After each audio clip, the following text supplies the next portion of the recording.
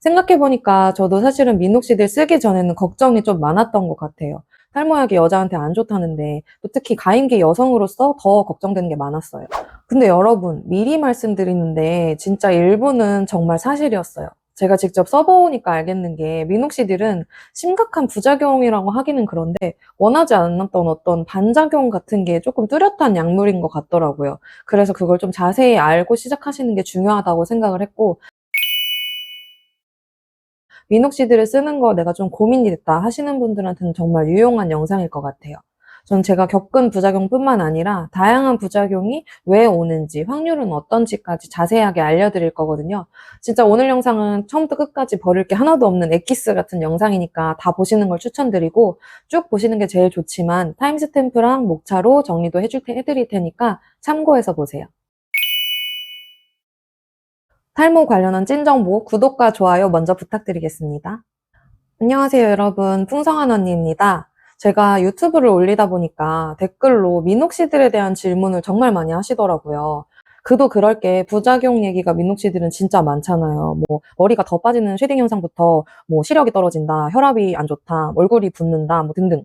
그래서 저는 무엇이든 좀 직접 해보자 하는 성격이어서 바르는 미녹시딜도 써봤고 지금은 경구용으로 또 먹고 있어요. 그래서 이 경구용으로 바꿔서 먹은 지는 7개월 정도 됐습니다. 그래서 이제 여러분들이 하는 질문에 좀 답변을 해드릴 때가 됐다라고 생각해서 오늘 컨텐츠를 준비했고요. 사실은 돈을 아끼는 방법도 궁금하시잖아요. 직구도 궁금하시고. 그래서 제일 저렴한 구매 방법까지도 알려드리려고 합니다. 부작용이 많다고 알려져 있는데도 다들 고민하시는 이유는 여성 탈모 치료에 유일하게 허가받은 의약품이기 때문일 것 같은데요. 비교적 효과는 확실하면서도 안전한 치료제이기 때문에 저도 좀 많이들 추천드리는 약물이기는 해요.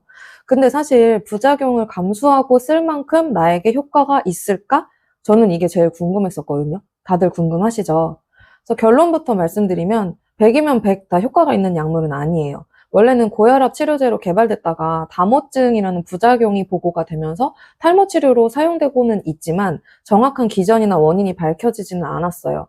유력한 설 중에 하나로는 이제 유전적으로 타고난 황산 전달 효소라는 거의 양에 따라서 사람마다 효과를 많이 보고 적게 보고가 결정된다는 설이 있는데요. 그러면 그게 도대체 전체의 몇 프로냐? 이거에 대해서는 제가 해외 연구를 좀 하나 가져왔습니다. 이 바르는 미녹시딜 연구에서는 최대 약 67%까지 모발 개선 효과가 있었다고 해요. 특히 2%보다는 5%가 확실히 더 효과가 좋았고요. 그리고 비슷한 연구들 좀 찾아보니까 대충 저농도일 때는 40에서 50%, 5% 이상 미녹시딜일 때는 60%에서 70% 효과가 있었다고 해요. 6, 70%? 너무 낮은 거 아니야 싶으신가요? 그래서 이번엔 경구용 미녹시딜 연구 결과를 좀 찾아왔습니다. 놀랍게도 훨씬 효과가 좋습니다. 저용량 경구용 미녹시딜을 약 148명의 여성들한테 평균 9개월 동안 실험을 했는데요. 약 79.7%의 환자가 임상적 개선을 보였다고 되어 있어요. 모발 수도 증가했고 굵기도 개선되는 등 유의미한 탈모 개선이 된 케이스가 무려 80%라는 거예요. 나머지 약 20% 정도는 탈모가 유지 혹은 안정기 상태라고 나왔고요. 이 밖에도 여러 연구를 종합해 보니까 이런 결과를 도출할 수 있었습니다. 첫 번째, 바르는 것보다 경구용이 확실히 효과가 더 많은 사람한테 있고, 두 번째로 미녹시딜은 유효 함량이라면 80% 정도 사람한테는 효과가 있는 성분이다. 사실 바르는 미녹시딜의 피부 흡수율은 10% 정도밖에 안 되거든요. 그래서 부작용도 좀 적은 편이고요. 그래서 바르는 미녹시딜 대규모 실험에서는 최대 70%까지밖에 효과가 안 나왔다고 유추해 볼 수 있어요. 경구용 미녹시딜이 아무래도 흡수율이 더 좋다 보니까 흡수율이 유효하다는 전제 하에 미녹시딜은 대충 80% 정도한테는 효과가 있는 성분이라는 거예요. 즉, 5명 중에 4명은 효과가 있다는 거잖아요. 저는 그렇게 생각해요. 내가 그 운 없는 1명에 들어갈 수도 있지만 이 정도는 일단은 시도해봐야 하는 수치라고요. 그러니까 이 정도 완전 높은 거죠. 그래서 내가 탈모로 스트레스를 엄청 많이 받고 있는데 좀 무서워서 안 한다? 이거는 저는 탈모 스트레스가 그만큼 심한 분은 아니라고 생각합니다. 물론 스트레스가 없지는 않겠지만 참을만 한 거 아닐까요? 우리가 쉐딩을 대표적인 부작용으로 꼽잖아요. 그러면 그 381명 중에 더 나빠진 사람은 없냐? 저는 이게 궁금했어요. 근데 저 연구에서는 사실 더 나빠진 사람은 없다고 나와 있더라고요. 20%는 스테이블했다. 그래서 제가 따로 또 연구를 찾아봤거든요. 미녹시딜을 쓰고 전보다 나빠진 사람이 있는지. 근데 이런 케이스나 연구 자료는 사실 없어요. 그래서 결론적으로는 미녹시딜을 사용한 다음에 일시적인 탈모 증가, 즉 쉐딩 현상 말고는 영구적 악화에 대한 임상 시험이나 자료는 명확히 증명된 게 없더라고요. 그럼 쉐딩은 상당히 흔한 부작용인데 과연 몇 프로나 쉐딩을 겪을까요? 이거는 실제로 연구가 있습니다. 미녹시딜을 사용한 사람 중에 대략 18% 정도가 쉐딩을 겪는다고 해요. 이건 대략 한 20% 정도니까 좀 상당히 낮지는 않죠. 하지만 중요한 거는 그 탈모가 전 상태보다 영구적으로 심해진 케이스는 없고요. 대부분 이 쉐딩을 겪고 나서는 회복 단계가 온다는 거예요. 제 경우에도 사실은 바르는 미녹시딜을 쓰고서 이제 2주에서 3주 정도 됐을 때 머리가 더 빠지는 것 같다라고 느꼈어요. 심하지는 않았지만 분명히 쉐딩이 있었고요. 한두 달 정도 지속하니까 쉐딩도 없어지고 모발이 덜 빠지면서 이제 좀 힘이 생겼다라는 걸 느끼면서 효과가 시작됐었거든요. 그래서 제가 여러 후기나 자료를 조합해 봤을 때 쉐딩은 상당히 흔한 부작용이다. 근데 사람마다 정도의 차이는 있고 기간은 평균적으로 한두 달 내로 이제 회복이 된다. 그리고 늦어도 3달 정도부터는 정상화되거나 이제 효과가 있다라는 게 제 결론이에요. 그래서 미녹시딜을 처음 쓰신다고 하면은 저는 이렇게 권장을 드릴게요. 첫 번째로는 바르는 것 먼저 시작하세요. 아무래도 경구용보다 바르는 게 흡수율도 낮고 부작용 위험도 적다 보니까 바르는 거 먼저 시작을 해보시고요. 두 번째로는 시작 직후에는 빠짐이 느껴져도 초조해 하시지 마시고 한두 달 정도는 꾸준히 사용해 보시는 것. 그리고 세 번째로 3개월 이상 만약에 쉐딩이 지속된다. 그러면 그때는 판단을 해주셔야 될 것 같아요. 이제 중단을 할지 아니면 뭐 전문가 상담을 받을지 이거는 개인 판단에 달려 있는 것 같고요. 네 번째로 가장 중요하다고 생각을 하는데 약만 믿지 말고 평소에 탈모를 관리하는 생활 습관을 좀 확립을 해주셔야 됩니다. 수면, 식습관, 영양관리, 두피 마사지, 뭐 두피 관리 이런 거 다 포함해서요.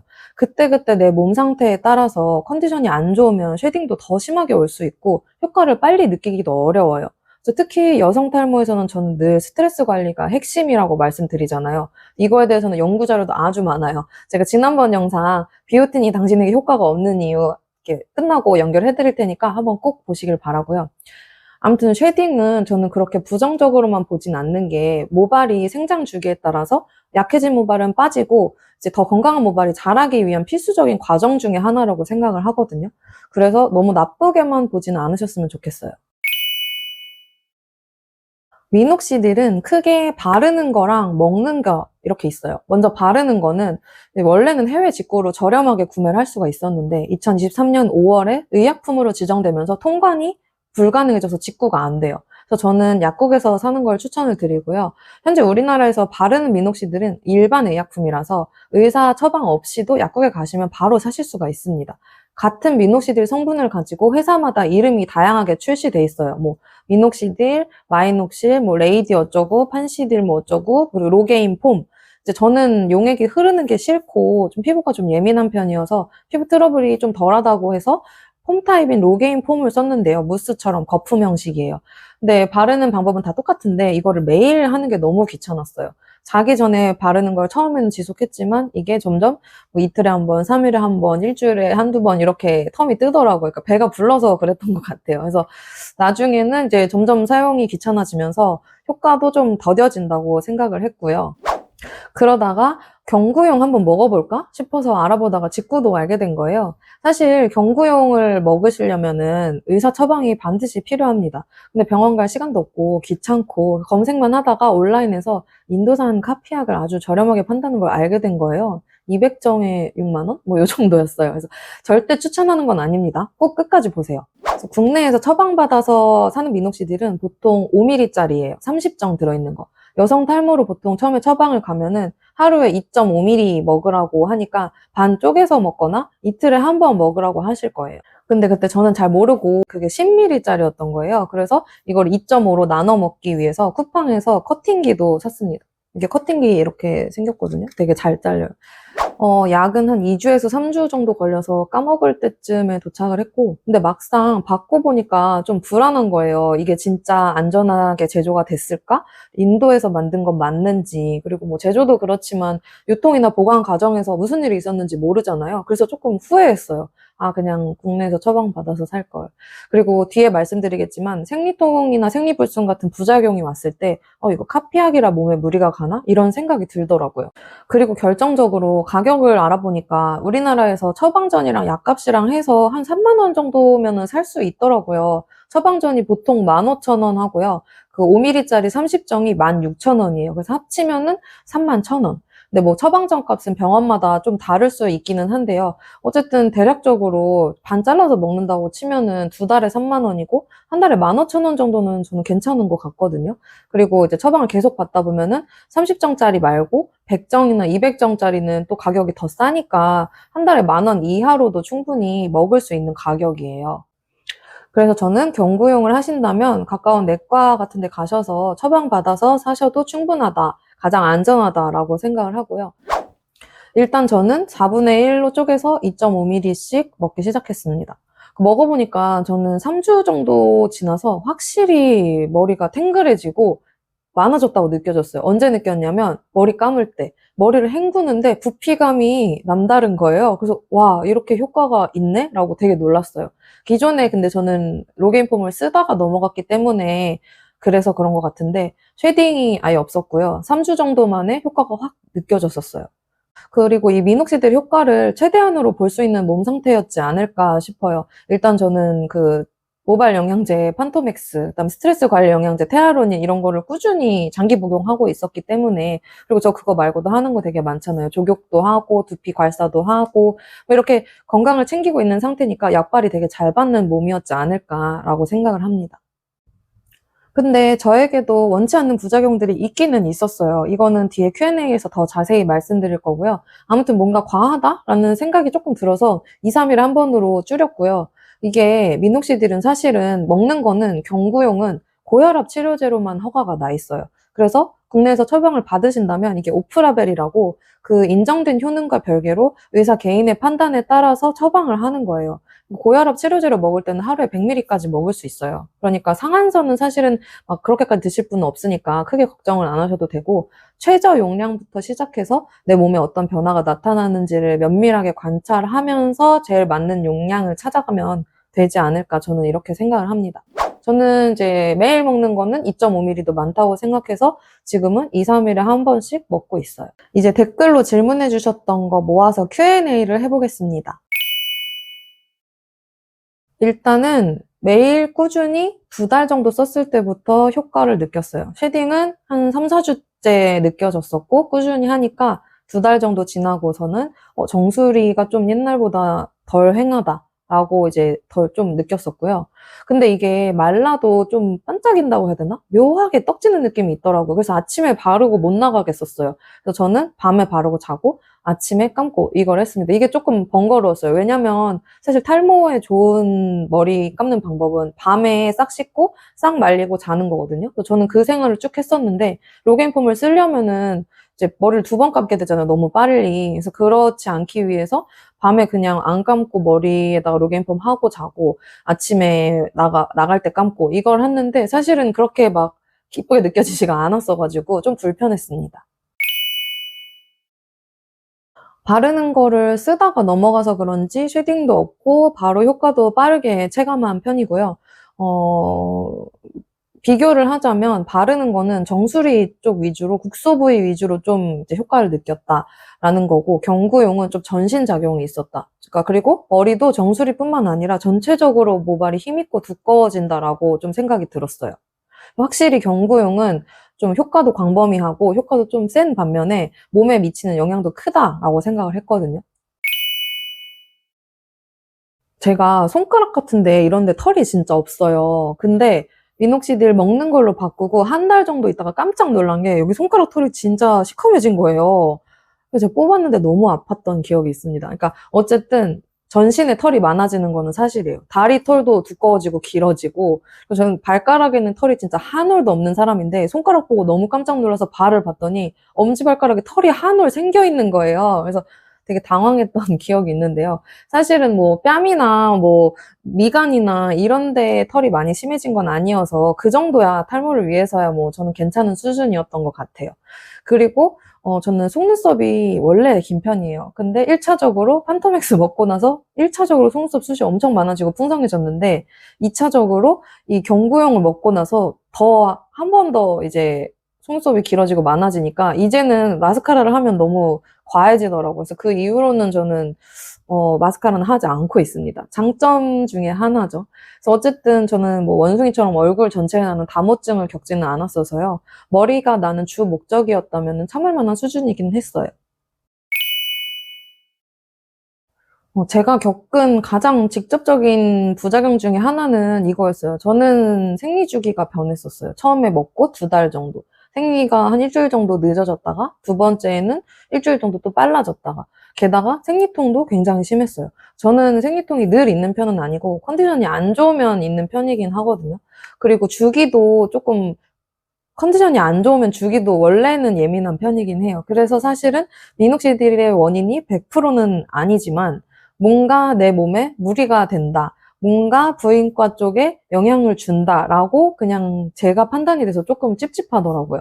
그래서 이제 찾아봤더니 명확한 인과관계는 없지만 여성 중에 미녹시딜을 먹고 생리불순이나 생리통을 경험하는 사례가 있기는 있더라고요. 그래서 어떤 리뷰 논문에서도 생리불순은 가능성 있는 부작용으로 등재해야 한다라는 주장도 있고요.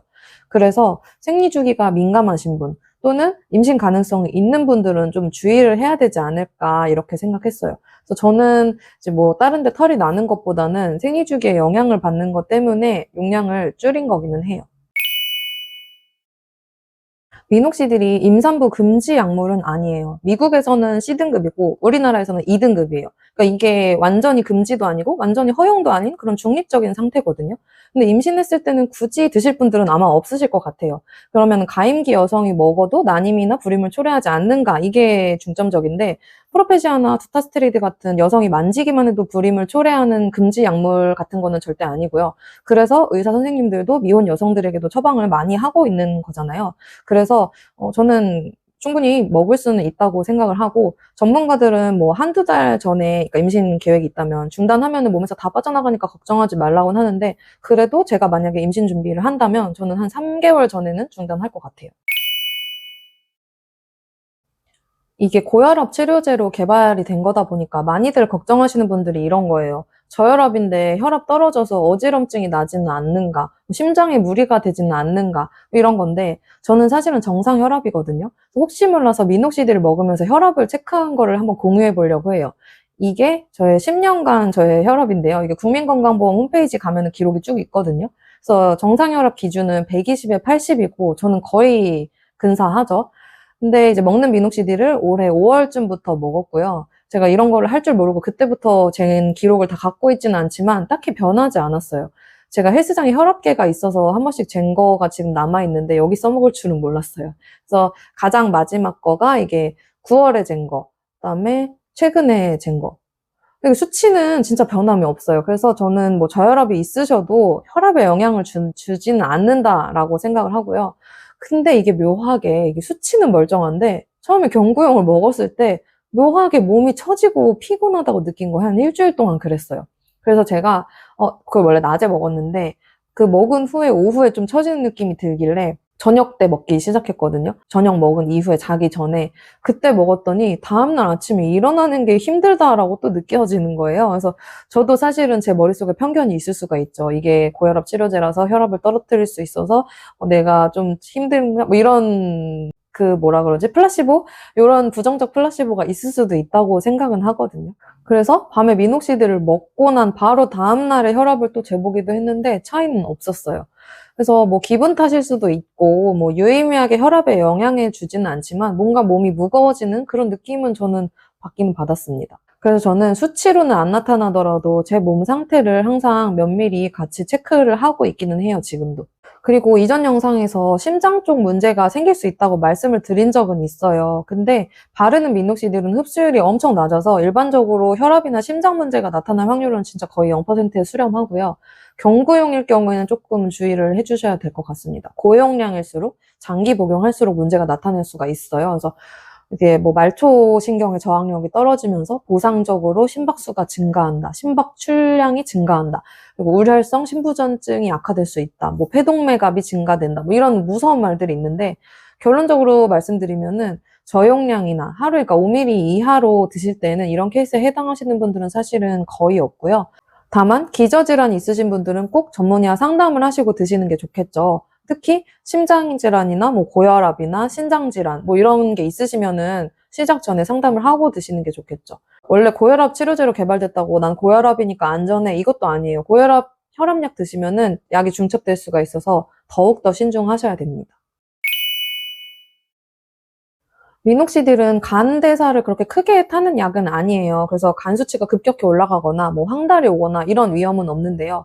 근데 뭐 간 혈류에 간접적으로 영향을 줄 수는 있어서 혹시 뭐 복부 팽만감이 심하다거나 피로감이 너무 심하다거나 이러신 분들은 간 기능이 원래 약하실 수도 있고 해서 검사를 받으시면서 드시는 게 좋겠죠. 그리고 기저질환이 간 쪽에 있으신 분들은 당연히 전문의 상담이랑 간 수치를 하고 드셔야 되고요. 그래서 요약하면 심장질환이나 간질환이나 뭐 이런 게 다 아예 안 되는 건 아니지만 주의해서 먹는 게 필요하고 개인 몸 상태에 따라서 다르다. 그래서 저용량으로 시작하는 게 필수적이고 어떤 변화가 나타나는지 잘 체크를 하면서 드셔야 된다가 결론입니다. 얼굴이 붓거나 특히 눈이 붓는다는 댓글을 제가 많이 봤는데요. 다행히 저는 못 느꼈어요. 저용량이어서 그런가 계속 말씀드리지만 저는 기저질환이 없으면 저용량으로 시작하면 큰 문제는 없을 거라고 생각하거든요. 그래서 저는 붓기도 딱히 없었어요. 저도 나비존 쪽으로 좀 모공이 신경 쓰이는 편인데 원래 넓었어서 그런가 로게인폼 했을 때도 그렇고 먹는 거 먹었을 때도 그랬고 모공이 딱히 전보다 커진다? 이거는 느끼지 못했어요. 너무 그렇게 예민하지 않으셔도 될 것 같아요. 저도 매일 화장을 하기 때문에 거울을 자주 보는데 딱히 모공이 늘어난다 이런 거는 느끼지 못했습니다. 미녹시딜 사용하시는 분들 중에 막 시야가 흐려졌다, 뭐 시력이 떨어졌다라는 후기가 가끔 있던데요. 눈에 가깝게 바르는 용액일 때 더 그런 걱정을 하시는 것 같아요. 그래서 제가 조사를 해봤는데 극히 일부지만 의학적으로 희귀하게 보고된 사례가 있기는 있어요. 이게 망막 폐쇄, 뭐 정맥 폐쇄, 망막 부종 이런 되게 위험한 질병이긴 한데 그거는 갑자기 급성으로 오는 질환이거든요.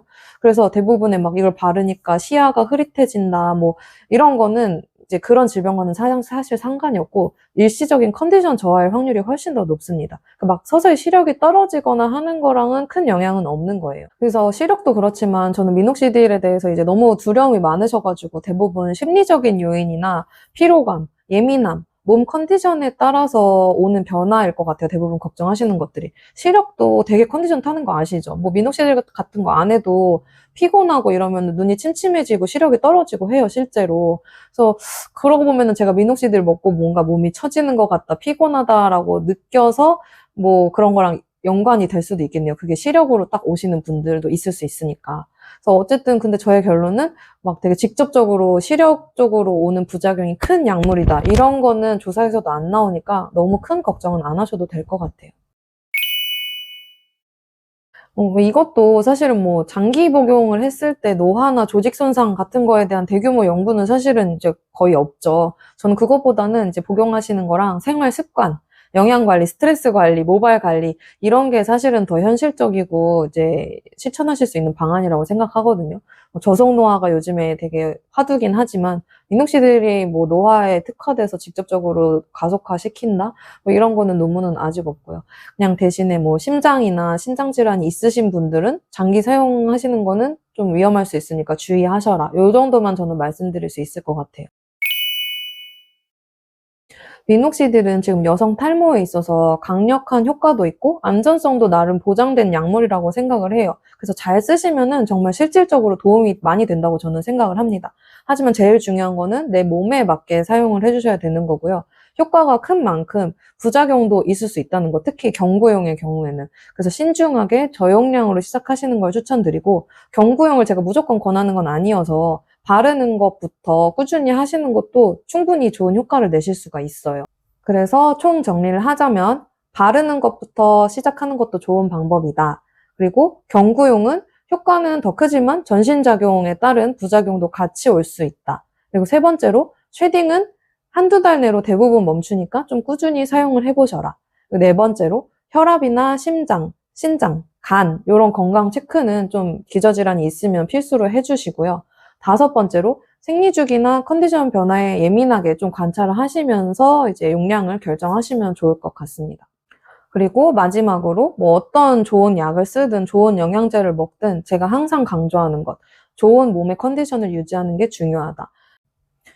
여성 탈모는 어떤 한 가지 특정한 약물이나 영양제로 해결되는 게 아니고 내 몸 상태와 컨디션, 스트레스 관리, 두피 관리 이런 게 종합적으로 잘 될 때 치료가 된다고 제가 늘 말씀드리잖아요. 저한테 미녹시딜이 효과가 컸던 것도 제가 관리를 잘 하기 때문에 효과가 더 좋지 않았나 저는 이렇게 생각을 합니다. 모두에게 완벽한 해결책이 있으면 참 좋겠지만 그런 거는 사실 거의 없고요. 순환 문제랑 스트레스 관리 다 같이 잡아야 하고 제가 지난번 영상에서 비오틴 아무리 열심히 먹어도 효과 없는 이유에 대해서 자세히 영상을 만들었잖아요. 끝에 연결시켜 놓을 테니까 한 번씩 꼭 참고해 보시고요. 지금 뭐 드시고 계신 비오틴이 없다라고 하면은 저희 닥터엘리비 판토맥스 그리고 스트레스 관리를 좀 하고 싶다 하면은 테아로닌 K 살펴보시면 너무 감사할 것 같습니다. 여러분도 건강한 방법으로 나만의 탈모 관리 루틴 꼭 찾길 바라고요. 그럼 여기까지 풍성한 언니였습니다. 구독 설정 해두시면 앞으로도 탈모에 필요한 모든 정보 받아보실 수 있을 거예요. 감사합니다.